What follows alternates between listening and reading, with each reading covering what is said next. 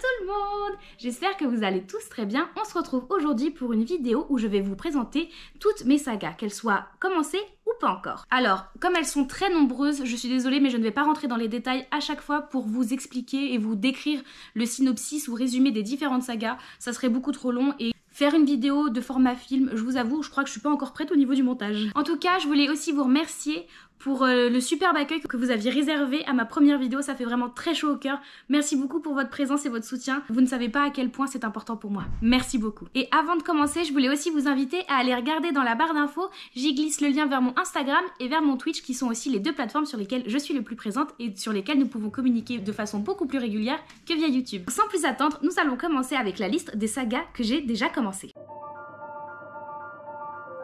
La première saga dont j'aimerais vous parler, qui est parue cette année et qui ne compte pour le moment encore que 2 tomes, s'intitule Les Enquêtes de Jane Austen, écrit par Julia Golding et publié chez Albin Michel Jeunesse. C'est une histoire que j'aime beaucoup, c'est du petit thriller jeunesse avec Jane Austen en héroïne principale, évidemment, j'ai craqué. La deuxième saga, il s'agit d'une saga qui est sortie chez Lumen, pareil, non peut-être pas cette année, je crois que c'était l'année dernière, dont le tome 2 vient de sortir, je ne l'ai pas encore, il est dans ma wishlist, je vous avoue, et donc il s'agit des Monstres de Rookhaven, écrit par Padraig Kenning et illustré par Edward Bettison, que j'ai vraiment beaucoup aimé. Pour moi, c'est un petit peu un mélange de Encanto et de Miss Peregrine et les enfants particuliers. Un savant mélange, mais qui marche tout à fait avec des sublimes illustrations dedans, dont j'ai très hâte de découvrir le second volume. La troisième saga que j'ai commencée a été un véritable coup de cœur pour moi en début d'année. Je l'ai vu passer partout sur les réseaux sociaux, j'ai l'impression que tout le monde l'a apprécié et je comprends totalement pourquoi. Il s'agit des Mémoires de la forêt, écrit par Michael Brun-Arnaud et illustré par Sanoé, publié chez l'École des loisirs.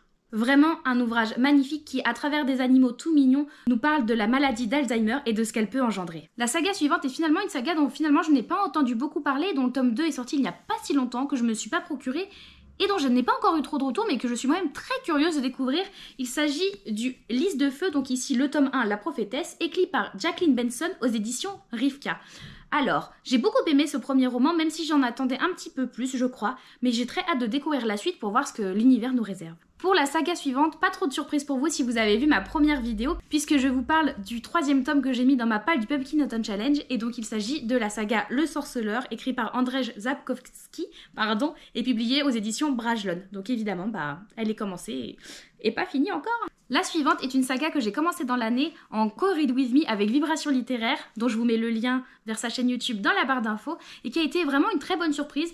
Il y a une hype énorme autour de cette saga. Pour moi, ça a été une très bonne lecture, pas non plus un coup de cœur, mais en tout cas, j'ai très hâte de lire la suite. Il s'agit de la saga Blackwater, dont on a énormément entendu parler durant cette année, au début de l'été. Pareil, la saga suivante est une saga un peu événement, puisqu'il s'agit de la chronique des Bridgerton de Julia Quinn, ici chez J'ai lu dans leur volume double. On la connaît tous, je pense, maintenant avec la série Netflix qui a connu énormément de succès. Bah écoutez, il me reste les tomes 7 et 8 à lire pour terminer. Et j'avoue, j'ai pas encore lu les Roquesby et j'ai pas non plus le dernier tome. Mais bon, déjà les tomes 7 et 8 et je considérais que ce serait une saga terminée. Alors pour la suivante, je pense que je vais en décevoir beaucoup puisqu'il s'agit d'un palais d'épines et de roses écrit par Sarah J. Maas et publié chez La Martinière ici dans leur édition Toc Toc. Eh bien j'ai lu que le tome 1, j'ai bien aimé. Mais écoutez, pas suffisamment pour enchaîner sur le tome 2 et ça fait plusieurs mois que j'ai lu le tome 1 et pas encore lu le tome 2. Écoutez, j'espère au moins que d'ici l'année prochaine, j'aurai au moins lu un tome. Encore une fois, la saga suivante est quelque chose que j'ai l'impression que tout le monde a lu, un must-have du young adulte. J'ai lu 4 tomes sur 6, qui est déjà pas mal et mieux que la plupart des autres, mais il me reste toujours 2 à lire. Il s'agit de The Mortal Instrument, écrit par Cassandra Clare et publié chez les éditions PKJ. Écoutez, il me reste 2 tomes à lire. Est-ce que vous pouvez me motiver pour les finir parce que ça doit faire au moins 5 ans que je dois finir les 2 derniers tomes. Pour la suivante, il s'agit d'une trilogie dont je n'ai lu pour l'instant que le tome 1 mais dont j'ai très hâte de découvrir les 2 prochains tomes qui sont dans ma palle depuis leur sortie pratiquement et que je sais que Nina Quill a adoré. Il s'agit des Voleurs de fumée écrit par Sally Green et publié chez J'ai lu. Je trouve les éditions vraiment très très belles et j'ai très hâte de découvrir la suite puisque l'univers était très riche, les personnages vraiment très intéressants. J'ai super hâte de continuer et de terminer cette saga. La prochaine est une duologie. Alors, j'ai lu le tome 1 il y a très longtemps puisque je l'ai reçu dans une Fairy Loot, ça doit faire au moins 5 ans. C'est une duologie, j'ai lu le tome 1 et ben il m'en manque un et je n'arrive pas à me le procurer puisque c'est de la VO et c'est compliqué à avoir et je sais qu'elle n'avait pas forcément beaucoup plu en français. Il s'agit de la duologie Everless Evermore écrite par Sarah Holland. Donc ici c'est l'édition Fairyloot comme je vous disais.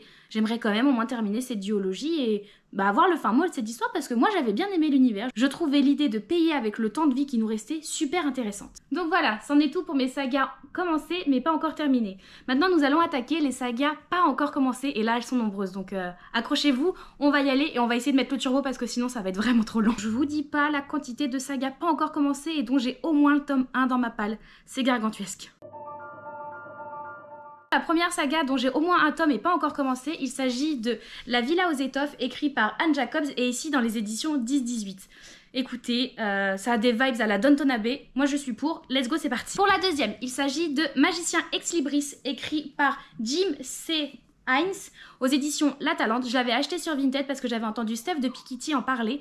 J'étais curieuse, maintenant il me reste plus qu'à le découvrir, mais je n'ai que le tome 1 dans ma palle pour le moment. Pour la troisième, je m'étais fait plaisir en plus en m'achetant une belle édition collector que j'ai toujours pas lue. Il s'agit du Clan des Otori, écrit par Lionheart. Et donc ici nous avons les 3 premiers tomes. C'est un peu gros, j'avais déjà mis des post-it pour délimiter les différents tomes. Mais je l'ai toujours pas lu, donc au moins commencer, ça serait pas mal. Ensuite, c'est une saga dont le tome 2 va bientôt paraître. Pendant très longtemps, on n'a eu qu'un seul tome. Il s'agit de la saga Les Maîtres des Chagrins, écrit par Justine Cole aux éditions Brajlon. J'ai très hâte de découvrir. Nous allons commencer ensuite avec la première saga de Saxus que je vais vous montrer, que je n'ai pas commencé. Ici, The Bone Season, écrit par Samantha Shannon. Écoutez, un tome. J'ai les 4 tomes dans ma palle. Et ben faudrait peut-être commencer un moment Marie quand même, faudrait peut-être commencer. Ensuite, encore une de Saxus, pareil, celle-ci est sortie il y a moins longtemps, donc je m'en veux moins. J'ai les 2 premiers tomes dans ma palle, en tout cas tous ceux qui sont sortis en fait. Et donc il s'agit du Sang et la Cendre, écrit par Jennifer L. Armentrout, toujours pas lu. Et pourtant, j'ai vu beaucoup de coups de cœur passer, hein, donc j'ai très envie, n'en doutez pas vraiment, c'est pas parce que toutes ces sagas ne sont pas commencées que je n'ai pas envie de les lire. Pour la prochaine, il s'agit d'un cadeau que l'on m'a fait à mon anniversaire cette année, donc qui a rejoint ma palle il y a pas si longtemps, donc ça va, je trouve que c'est encore ok de ne pas l'avoir commencé. Il s'agit de Magic Charlie, écrit par Audrey Alouette et publié aux éditions Gallimard Jeunesse. Vraiment, j'en ai entendu des échos comme un Harry Potter revisité, donc j'ai vraiment très envie de le découvrir. Ensuite, nous revenons encore sur du Victor Dixon, dont je vous ai déjà parlé dans ma vidéo précédente, et ici avec Phobos, tome 1. J'ai les 2 premiers tomes dans ma palle, j'aimerais découvrir cette saga, mais bon, écoutez, j'ai déjà mis 2 tomes de Victor Dixon dans ma palle du Pumpkin Autumn Challenge. Phobos pourra peut-être attendre, non? Mais j'aimerais bien commencer au bout d'un moment quand même. Pour la suite, c'est justement un bouquin dont je vous ai parlé dans le Pumpkin Autumn Challenge que je comptais lire. Le premier tome de Autre Monde de Maxime Chatham. Lui, du coup, j'espère bien le lire dans les 2 prochains mois et enfin commencer cette saga. Donc au moins l'année prochaine, j'espère ne plus vous dire que je n'ai pas encore commencé. Nous allons revenir ensuite chez De Saxus avec le tome 1 de La Cité de Laiton. Je n'ai pas encore commencé cette saga. Le tome 3 sort bientôt. Alors écoutez, une fois que j'aurai les 3 tomes de la trilogie complète dans ma palle, je n'aurai plus d'excuses, il faudra que je commence et que je lise cette saga. On continue et toujours chez De Saxus avec le tome 1, Le Chant des Sans Repos, écrit par Rosine A. Brown. Eh ben écoutez, faut s'y mettre Marie, faut s'y mettre. Mais pour l'instant, un seul tome sorti, ça va, je m'estime ne pas être trop en retard en ne l'ayant pas encore. Toujours chez De Saxus, cette fois-ci nous passons avec Lee Bardugo et La 9e Maison. J'ai pendant très longtemps pensé que c'était un one-shot, alors je me disais que ce n'était pas grave si je ne l'avais pas encore lu, que j'avais le temps, qu'en le commençant je le terminais aussi, donc c'était très bien. Et puis finalement il a été révélé il y a quelques mois qu'un 2e tome allait sortir, dont nous avons déjà la couverture qui a été dévoilée, je vous la mets juste ici, que j'aime beaucoup d'ailleurs. Mais écoutez, ça veut dire que c'est une saga, et une saga pas encore commencé de mon côté. Hein. Toujours avec Lee Bardugo, mais cette fois-ci pas chez De Saxus, mais chez les éditions Milan. Il s'agit du premier tome de la duologie de King of Scars, du coup qui s'inscrit dans le Grishaverse. Pour l'instant dans le Grishaverse, j'ai déjà lu du coup Grisha, la trilogie principale, ainsi que Six of Crows. Il est donc temps maintenant de passer à King of Scars pour finir les éléments principaux du Grishaverse, sans parler des romans un peu spin-off de la saga. Je vais maintenant vous montrer un roman qui est donc le tome 1 d'une saga que j'ai acheté via Fairyloot, qui est vraiment très beau. Il s'agit de The Atlas Six, écrit par Olivia Blake, vraiment que je trouve magnifique, un très bel objet livre.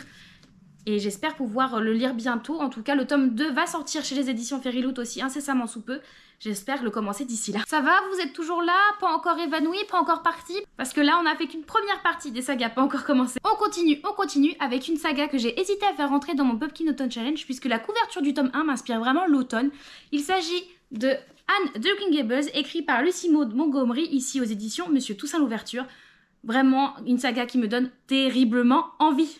On va rester dans les sagas qui ont été adaptées en série avec cette fois-ci Game of Thrones. J'ai l'intégrale dans ma palle en anglais. Alors j'avais commencé à le lire quand j'étais étudiante. L'anglais n'est vraiment pas accessible du tout. On a besoin d'un dictionnaire avec nous, absolument. En tout cas, j'ai besoin d'un dictionnaire pour pouvoir le lire et comprendre la moindre chose, puisque je me souviens, j'avais dû lire 3 pages et utiliser le dictionnaire au moins 10 fois pour comprendre quelque chose, puisque c'est du langage vraiment très désuet. Mais j'ai bon espoir un jour de réussir à les lire tous en anglais avant ma mort. Toujours dans les bonnes pavasses, ici les Archives de Rochard, le premier tome écrit par Brandon Sanderson aux éditions Le Livre de Poche. J'ai trop envie de découvrir La Plume de Brandon Sanderson, j'en ai tellement entendu parler. Pour l'instant, je n'ai lu que des tout petits livres de lui, donc j'ai envie de découvrir les Archives de Rochard. On se dirige cette fois-ci vers un livre qui, pour beaucoup, vous l'avez lu étant plus jeune. Moi, je vous avoue que cette saga, je ne l'ai jamais lue. Je n'ai même jamais vu aucune adaptation cinématographique. Il s'agit des Royaumes du Nord, écrit par Philippe Pullman aux éditions ici Folio Junior. Je ne connais même pas l'histoire. J'ai très envie de les découvrir et d'enfin savoir ce à côté de quoi je suis passée depuis tout petite. En fait, c'est là que je me rends compte qu'il y a beaucoup de sagas qui ont été adaptées en film, puisque maintenant je vais vous parler du premier tome de Entretien avec un vampire, écrit par Anne Rice. Je suis absolument fan du film avec Tom Cruise et Brad Pitt, donc j'ai vraiment très envie de découvrir cette saga, puisque finalement elle est assez longue. Mon seul problème étant que j'avais commencé à acheter les livres dans cette édition, qui finalement a été arrêtée, et je n'ai pas envie de les revendre parce que je les trouve vraiment beaux, mais en même temps pas envie d'acheter dans une autre édition. Donc c'est un peu conflictuel encore en moi pour savoir comment faire pour avoir la suite de la saga dans ma palle. Adaptation, nous continuons avec le premier tome de Miss Peregrine et les enfants particuliers que ma meilleure amie m'a très gentiment offert. C'est vraiment un bouquin qui a l'air superbe, j'ai très envie de le découvrir. Les éditions sont vraiment géniales avec des photos dedans, très curieuse de le découvrir. Adaptation, je vous disais, on n'en a jamais assez. Le tome 1 d'Outlander, évidemment, je n'ai pas encore commencé puisque tous les livres de la saga sont un petit peu de cet ordre d'idée.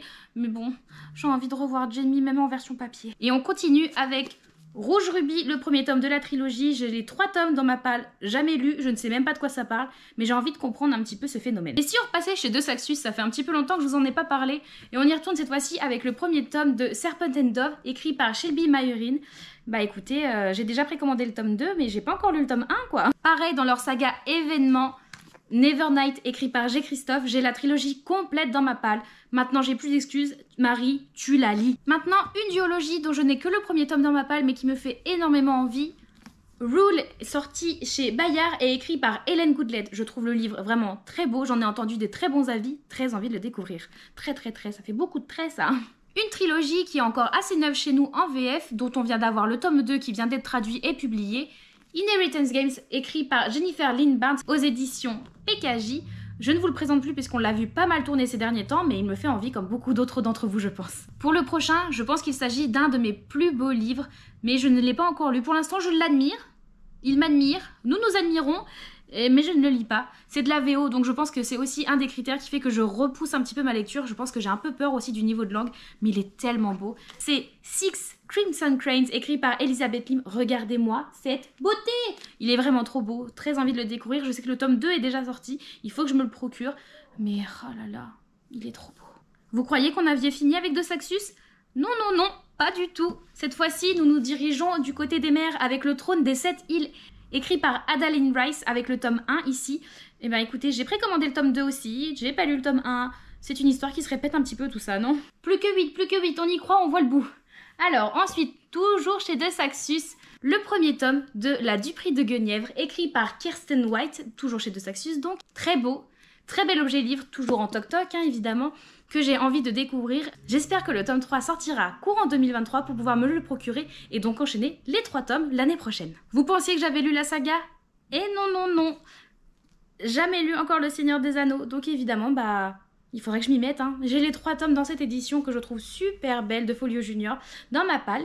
Donc il faut que je les lise parce que j'aime beaucoup les films, mais j'ai tellement envie de découvrir encore plus de l'univers, même si je sais que les films sont des très bonnes adaptations. Ensuite, il s'agit d'une saga dont on a beaucoup entendu parler quand elle est arrivée en France, même pour le tome 2. Puis ensuite, j'ai l'impression que la hype est un peu redescendue, et je crois même que le tome 4, qui est le dernier tome paru en VO et qui conclut la saga, ne sera jamais traduit en français. Il s'agit d'une Bresse sous la cendre de Sabataïr que j'ai ici en version originale, que je n'ai pas encore commencé, que j'avais acheté en étant au Japon. Il serait peut-être temps que je le découvre, mais je n'ai que les 3 premiers tomes dans ma palle, donc il faudrait que je m'achète le 4 pour avoir toute la saga sous le bras, pour pouvoir la commencer dès que je le sens. Là, je vais vous parler d'une saga saga qui avait vraiment beaucoup plu quand elle était sortie, qui est une trilogie que je me suis procurée dans une superbe édition Fairyloot il y a seulement quelques mois, et donc maintenant plus d'excuses, je l'ai en entière, je peux la lire. Il s'agit de La Faucheuse de Neil Gaiman. Regardez-moi cette beauté. Regardez-moi ce jaspage. L'arrière, je ne sais pas si vous voyez l'effet en surbrillance. Vraiment très très bel objet livre. J'ai très envie de le découvrir. Neil Gaiman, je n'ai encore jamais rien lu de sa plume. Mais je pense que maintenant, je n'ai plus d'excuses et il est temps. Nous repassons pour quelque temps en français avec le premier tome de Lune Ardente, écrit par Morgane Rugraff, ici aux éditions Plume Blanche. C'est une duologie, j'ai eu la chance qu'on m'offre les 2 tomes pour mon anniversaire, donc j'ai très envie de les découvrir et je trouve que ce sont vraiment des très beaux ouvrages. Par contre, il y a de la lecture malgré le fait que le livre ne semble pas très gros.